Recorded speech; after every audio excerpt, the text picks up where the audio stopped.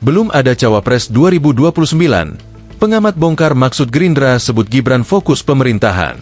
Meski pemilu 2029 masih 3 tahun lagi, sejumlah elit partai politik mulai menggaungkan nama ketua umum mereka sebagai calon wakil presiden pendamping petahana Prabowo Subianto. Partai Amanat Nasional, PAN, sudah menyodorkan Zulkifli Hasan, PKB mendorong Abdul Muhaimin Iskandar, dan Partai Demokrat menyinggung peluang Agus Harimurti Yudhoyono, AHY.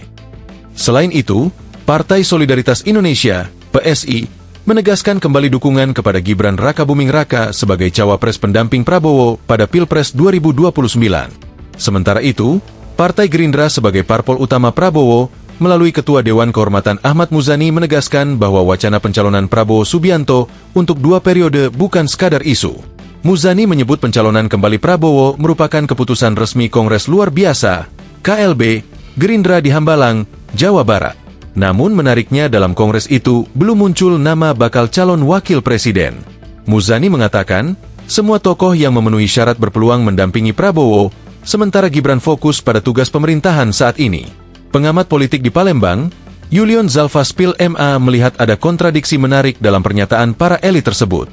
Di satu sisi, mereka mengklaim fokus menyukseskan pemerintahan Prabowo, namun secara simultan sudah sibuk memposisikan ketum masing-masing untuk 2029.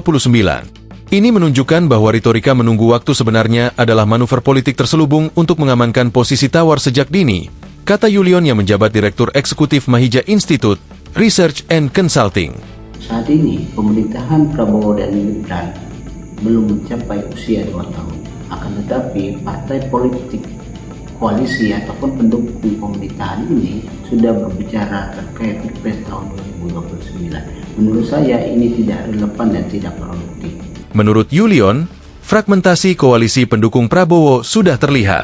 PAN, PKB, Demokrat, dan PSI masing-masing menyodorkan kandidat berbeda, yang mengindikasikan tidak ada koordinasi solid soal suksesi.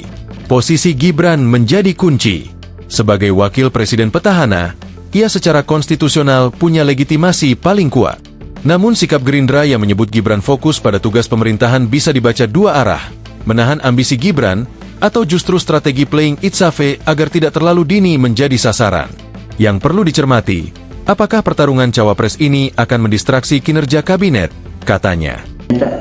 Pernyataan-pernyataan elit partai politik yang saat ini bermunculan terkait sikap dan posisi mereka dalam Pilpres tahun 2029, menurut saya ini akan memberikan kesan kepada publik bahwasanya partai politik pendukung pemerintahan Prabowo Gibran saat ini sudah memikirkan kekuasaan ke depannya.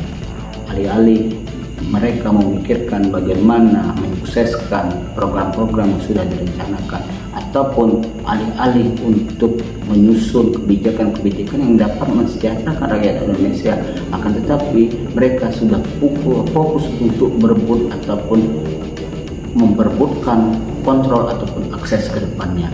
Sehingga menurut saya ini akan menjadi kesan yang negatif, akan menjadi langkah yang negatif ataupun langkah yang tidak produktif dalam mensukseskan kabinet Prabowo Gibran. Ketika para menteri yang juga ketum partai lebih sibuk membangun elektabilitas personal, risiko konflik of interest dalam pengambilan kebijakan menjadi nyata. Fenomena ini juga memperlihatkan bahwa sistem presidensial Indonesia masih sangat bergantung pada politik transaksional koalisi, di mana loyalitas partai pendukung selalu bersyarat pada imbal balik posisi strategis.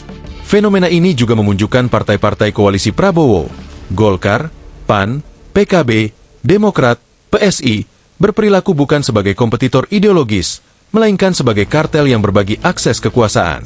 Mereka berkompetisi untuk posisi cawapres bukan demi visi alternatif, tetapi untuk memperpanjang akses terhadap sumber daya negara.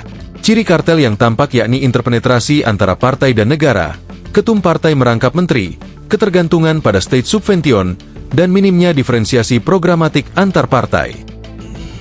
Dari pernyataan-pernyataan elit partai politik yang muncul saat ini, saya melihatnya ada kontradiksi serius dalam hal ini, dalam pernyataan-pernyataan ini. Di satu sisi, partai politik pendukung pemerintahan Prabowo Gibran menyatakan mereka akan fokus dan konsen pada program-program ataupun kebijakan-kebijakan yang menyukseskan pemerintahan Prabowo Gibran. Akan tetapi di sisi lain, pemerintahan yang belum mencapai 2 tahun berjalan, akan tetapi mereka sudah membicarakan terkait Pilpres tahun 2029. Menurut saya ini sangat tidak relevan dan tidak produktif. Ini akan menimbulkan ataupun memunculkan hal-hal yang tidak produktif, sehingga konsen mereka akan terpecah belah. Di sisi lain mereka akan memikirkan bagaimana politikal elektoral pada tahun 2029. Di sisi lain mereka dituntut untuk menjalankan kebijakan-kebijakan ataupun program-program yang bisa mensejahterakan rakyat.